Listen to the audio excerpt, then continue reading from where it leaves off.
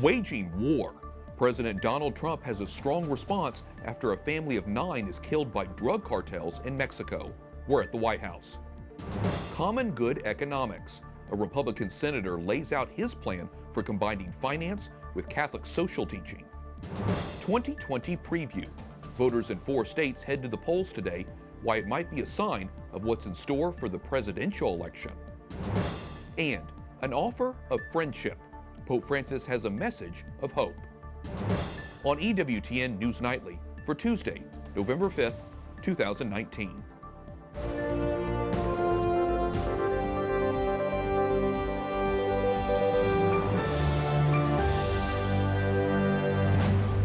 Good evening from Washington, D.C., and thank you for joining us for news from a Catholic perspective. I'm Wyatt Goolsby. President Donald Trump calls for war against the Mexican drug cartels blamed for gunning down 9 Americans. The victims were all women and children, some babies less than a year old. White House correspondent Mark Irons reports. Good evening, Mark. Good evening, Wyatt. President Trump says a wonderful American family got caught between 2 vicious drug cartels. Now, I talked to a top administration official today who said the president is very upset by this attack and is making the U.S. response a top priority. Video captures the smoldering remains of an SUV after the ambush. This is for the record. Nita and 4 of my grandchildren are burnt and shot up. Family members mourn the tragic loss of life in northern Mexico. Among the 9 people murdered, mothers and children, including 2 infants. Helpless families are being innocently killed down there. These are U.S. citizens. A relative says the victims had dual citizenship and were members of a Mormon community traveling in vehicles from Sonora to Chihuahua.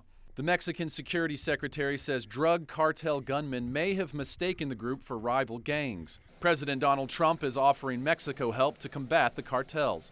He tweets, "The United States stands ready, willing and able to get involved and do the job quickly and effectively.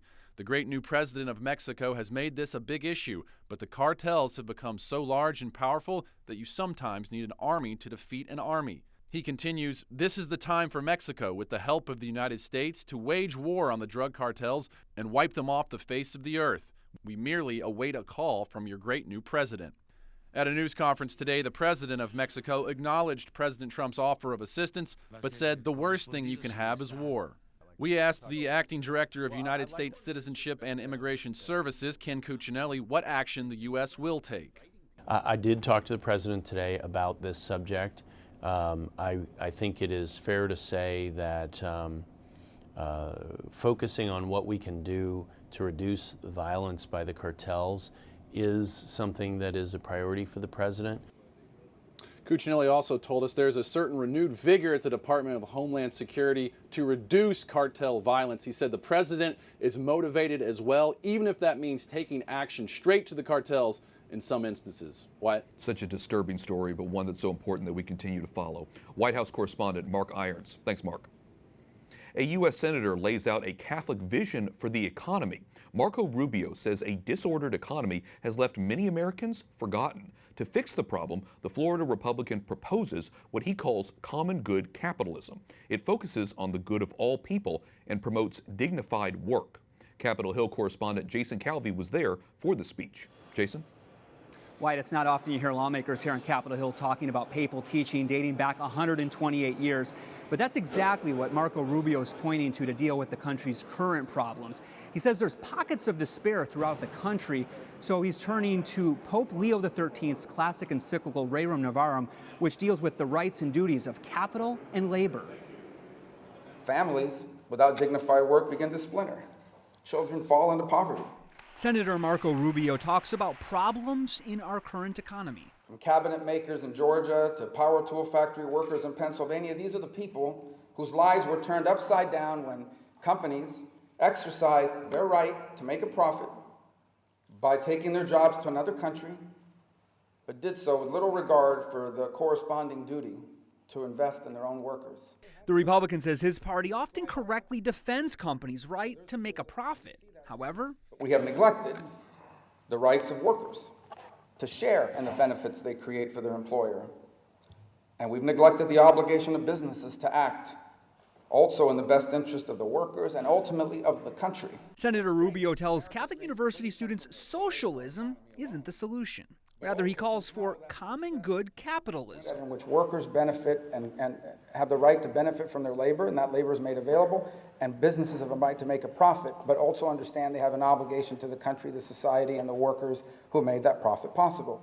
What might that look like for our country? Senator Rubio. The senator touts several ideas, like paid family leave, as well as using tax benefits to help communities. And low unemployment rates are good. It's a positive. But it also is important that the jobs that are being created are the kinds of jobs that you can build families and communities around. And that means ensuring that doing everything we can to ensure that the private economy reinvests profits in a way that's good for the creation of those kinds of jobs. Not with mandates, but with incentives. The senator claims he is not laying out a framework for post-Trump conservatism, but you do notice he does refer to the forgotten people. Those are the people President Trump needed to win the White House in 2016. Senator Rubio himself dropped out of that presidential primary in 2016 after losing his home state of Florida. Wyatt? The language seems very intriguing indeed. Capitol Hill correspondent Jason Calvi reporting. Thanks, Jason. Voters in Kentucky, Mississippi, New Jersey, and Virginia are headed to the polls today to decide statewide offices. Virginia is considered the most likely preview of the 2020 election. It includes a referendum on pro-life issues and President Trump. Of the 4 states voting today, Virginia also is the only one where control of the state house is up for grabs. President Trump was in Kentucky last night to campaign for pro-life Governor Matt Bevin. Matt's a veteran. He's a patriot. He's done it all. He's been a very, very successful business leader. He put his whole life at stake to help this state, and the job he's done is incredible. The race is considered too close to call. Abortion has played a key role. Bevin has highlighted his pro-life stance and his opponent's support for abortion. A priest in the Archdiocese of Chicago has been reinstated after allegations of sexual abuse were deemed to be unfounded. The Cook County State's Attorney's Office investigated the claims against Father William McFarland and says they were without merit. He had been suspended in July. The Diocese of Albany in New York is grieving the death of a priest who was killed on Halloween night after his car was swept up in a flash flood. Father Thomas Connery was on his way to celebrate Mass. The 82-year-old had been a priest for more than 5 decades. The head of the diocese says Father Connery died as he lived, serving the people of God without fear or concern for himself. For more on this story, including more on Father Connery's life, visit our partners at CatholicNewsAgency.com. Iran's president says his country has broken another part of the 2015 nuclear deal. فعالیت جدید ما هم با نظارت آژانس خواهد بود. Hassan Rouhani says Tehran will begin injecting uranium gas into more than 1,000 centrifuges. Those centrifuges previously had been empty per the rules of the nuclear accord. The move is aimed at increasing pressure on the European nations who remain in the agreement. President Trump pulled the U.S. out of the deal more than a year ago. In Iraq, security forces shut down 3 bridges in an attempt to stop anti-government protests. Police had been trying to prevent the demonstrators from entering the Green Zone, home to government offices and foreign embassies. The rallies began late last month. They're calling for an end to government corruption. Turkey's president says Kurdish fighters remain near the border between his country and Syria. Recep Erdogan calls for the Kurdish forces to pull out of the safe zone between Turkey and Syria. He spoke after a second patrol of Turkish and Russian forces along the border. The exercises are part of the ceasefire agreement reached with help from Moscow. The Kurds had turned to Russia for protection. Kurdish forces help the U.S. in the fight against ISIS, but are considered terrorists by Turkey. The chief executive of Hong Kong says China's president is monitoring the anti-government protests in the former British territory. During a very short meeting with President Xi Jinping, he expressed care and concern about Hong Kong, especially given the social disturbances that we have seen in the last 5 months. Carrie Lam says China's leader also has supported Hong Kong's government's attempts to end the unrest. Lam did not directly answer the question on whether she discussed how much longer she would remain in her position. Officials in China have agreed to provide money and land for rebuilding of a Catholic church in their country. The offer for compensation comes after parishioners barricaded themselves inside the church to try and stop the government from demolishing the building. Catholics in Wu Gaojiang held a vigil at their parish last week after local authorities said the church would be destroyed because of an alleged lack of proper building permits. Catholics there insist that the church was fully approved by the Chinese government. Join me now is Lee Edwards, Distinguished Fellow in Conservative Thought at the Heritage Foundation. He's also Adjunct Professor of Politics at the Catholic University of America. Lee, welcome into the program. Thank you, Wyatt. Pleased to be here. Pleased to have you on. The Chinese government did end up demolishing that Catholic church and then offered to provide money and land to rebuild it. What do you think's at the heart of all of this? I mean, what's really going on? What's really going on is that the Chinese Communist government is continuing to apply pressure on Catholics and, for that matter, all religious believers in China. They see these people not as some kind of religious organization, but as political opponents. That's the reason why they're looking at churches. Should they be shut down? They're looking at possible congregations meeting, and they see those not as religious events, but as political actions which challenge. And they will do whatever they have to maintain their political power. There are 91 million members of the Communist Party in China, and they will do whatever is necessary, including using force, which may yet come in Hong Kong, to maintain that political power. I can only imagine how scary it is for Catholics just trying to practice their faith there. Now, for the faithful in China, how does being in a communist society, and specifically under this President Xi Jinping, impact freedom of religion or how they worship, or if any? Well, I think we're back in the catacombs, so they're back in the catacombs there. When I was in Beijing a few years ago visiting the great cathedral, Catholic cathedral in Beijing, I said, oh, this is wonderful, and the place is packed. I said, how many other churches are there in Beijing, Catholic churches? She said, oh, we have 2 great big churches here in Beijing. Beijing is 20 million people, so how could all the Catholics squeeze themselves into that? And of course, that the priests and the bishops and all those were the ones which had been approved by the communist government. Where does that put the people of China, the people who want to practice their faith? I think they're under increasing pressure, increasing inability to practice their faith. Your heart goes out to them. Absolutely. How does the agreement between the Vatican and Chinese government impact all of this, or does it? I think it's being used by the Chinese Communist government to make sure that there are not any more meetings than are necessary, that the churches are not any more full than is necessary. As I say, they will do whatever they possibly can. And they will use that agreement with the Vatican to put increasing pressure on the underground church, and for that matter, the above ground church there. So it's a tough time for people right now to practice their faith, whether they're Catholic or Protestant or Muslim or whatever they might be. As you know, there have been efforts by the U.S. and other countries to change the Chinese government's behavior in addressing religion. What do you think ultimately will it really take to get the Chinese government to change their viewpoint or to act differently towards people of faith? So long as you have the present political system in Beijing and in China, it's not going to change, because what comes first is political power and maintaining that political power, because in so doing, the Chinese Communist Party will enrich themselves through various arrangements which they have with foreign investors and people of that nature. So what is going to make them change? It is going to be, frankly, demonstrations within China itself, just as they are in Hong Kong. But there is a risk and a danger in them. And I know our viewers are going to be praying for the faithful Catholics there in China, and obviously this is why it's so important that we bring the situation to light. Lee Edwards, Distinguished Fellow in Conservative Thought at the Heritage Foundation and Adjunct Professor of Politics at the Catholic University of America. Thanks so much. Thank you, Wyatt. Coming up, analysis of the latest developments in the Democrats' push to impeach President Donald Trump.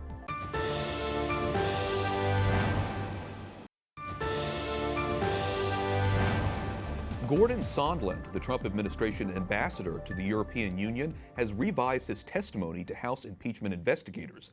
He says he knew by September that American aid to Ukraine was linked to a public statement promising to investigate corruption in the country.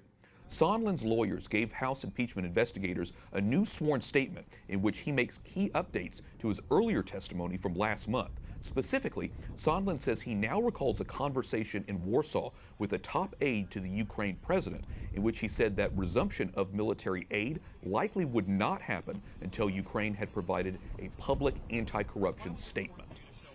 Rachel Bovard, Senior Director of Policy at the Conservative Partnership Institute, joins me now with her analysis. Rachel, welcome back in.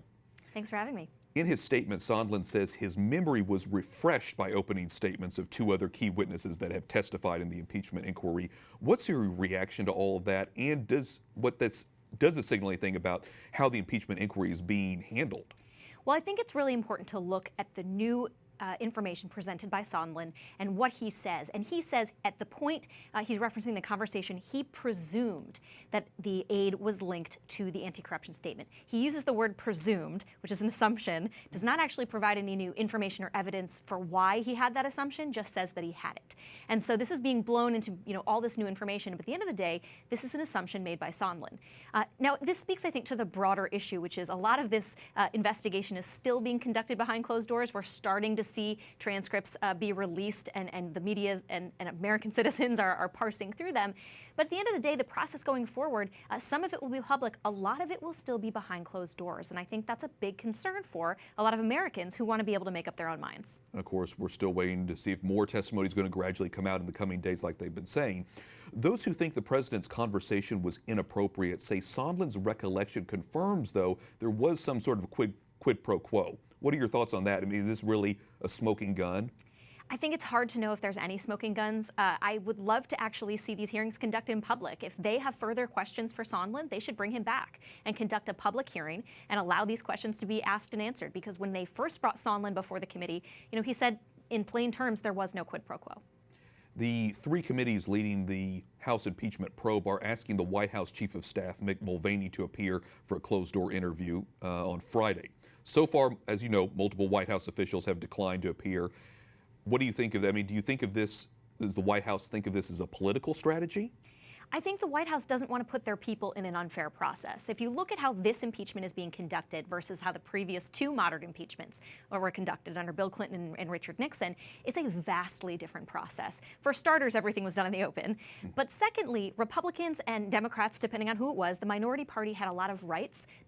Each individual witness was allowed to be there with their attorneys. They were allowed subpoena power. They were allowed to cross-examine witnesses. The president was allowed to participate. This is not like that.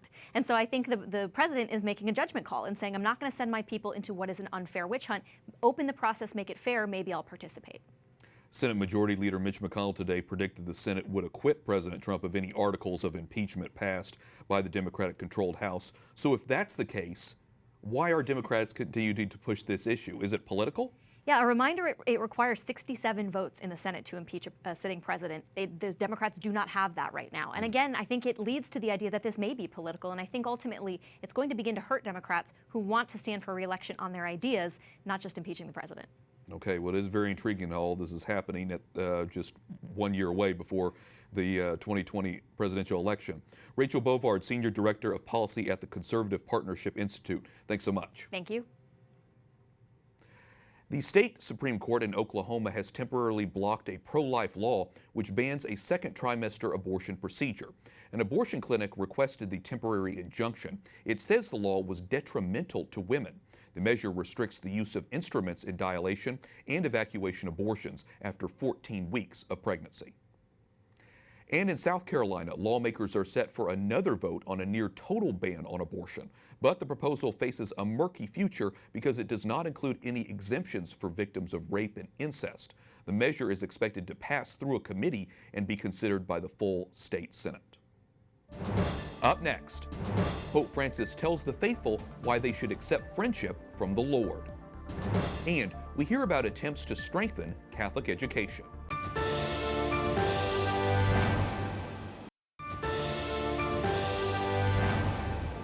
Possono capire cosa è la festa, ma non la sicurezza. Pope Francis says the Lord waits for everyone, good and bad. At his daily Mass at the Vatican, the Holy Father invites the faithful to ask whether we are accepting the Lord's invitation to friendship. Doing so will stop us from remaining closed in on ourselves. Pope Francis says Catholic universities must be in places that find solutions for society's problems. The Holy Father made the comments to the heads of Catholic universities from around the world in the Vatican. Pope Francis quoted St. John Henry Newman, who was recently canonized and is famous for developing the idea of a university. The group is holding a conference in Rome for university leaders. Dr. Isabel Capiloa Gil joins us from Rome. She's the president of the International Federation for Catholic Universities and the rector of the Catholic University of Portugal in Lisbon. Isabel, welcome into the program. What is the Holy Father's message for Catholic universities today? Hello, Wyatt. Yes, the message was very clear. It was in line with his view about education as the leverage to advance societies. And he was mainly speaking to Catholic universities about the need, on the one hand, to create the networks and the collaborations that he speaks so much about in Veritatis Gaudium. Secondly, to think of the student as a whole person. So not to consider higher education as a way, as an instrumental model of instilling concepts and abstract reasoning, but to be an experience that considers the whole person. And thirdly, an education that is not only made out of reasoning, but an education that has a heart and a hand. So he spoke about the head, the heart, and the hand as the three elements that we must account for as educators at Catholic universities. And finally, of course, an appeal for global collaboration, which seems to be something very easy, but that is not that hard, considering the difference of the institutions that we represent. Well, going back to your point you made earlier, Pope Francis said Catholic universities should develop the mind, heart, and conscience of students. How do Catholic universities help students develop their conscience at a time when religious belief and church attendance are in decline? Well, I think that there is one strategy that we must think of. Catholic education is not simply about placing secular disciplines side by side with theology or philosophy of religion. It's about having a Catholic vision that instills transversally and that spills over in every single discipline that we teach at the university, be it biology or law, political science, or literature. So to consider also Catholic education in this universal model as something that is part and parcel of the way in which universities and Catholic universities breathe, organize themselves, place themselves in the world, the way they work with society, and the way they engage with research. I'm interested in asking you about you being the first woman to be elected as president of the International Federation of Catholic Universities. What do you hope to accomplish by the time your tenure is over? It's a signal that Catholic institutions elected a woman as president of the Federation. What I hope to achieve in my term in office is to truly be able to give a voice to the different constituencies that we cater to. The Catholic universities, which are over 500 around the world, and I'm not counting ecclesiastical universities and faculties, are institutions that are very different. So you have very strong, wealthy institutions in the United States, in Europe, also in Latin America, then mid-range, and then universities that are young, that operate in difficult contexts. And I'm thinking, for instance, in Erbil, in Bethlehem, in Congo. And the Federation has to cater to all these different voices. So one of my commitments was truly to be able to build bridges, to allow for those strong institutions to strengthen their ties with our fragile members and to produce stronger capacity building efforts in Africa, in Asia, in Latin America. A lot of important points there, and just a reminder how important it is to support Catholic education around the world. Dr. Isabel Capiloa Gil, president of the International Federation for Catholic Universities, thank you so much for joining us. Thank you for having me. And also a reminder that the Church truly is universal, with Catholic universities all around the world. And that concludes our newscast for tonight. We thank you for watching. For the entire EWTN News Nightly team, I'm Wyatt Goolsby. We'll be back tomorrow with more news from a Catholic perspective. Good night, and God bless.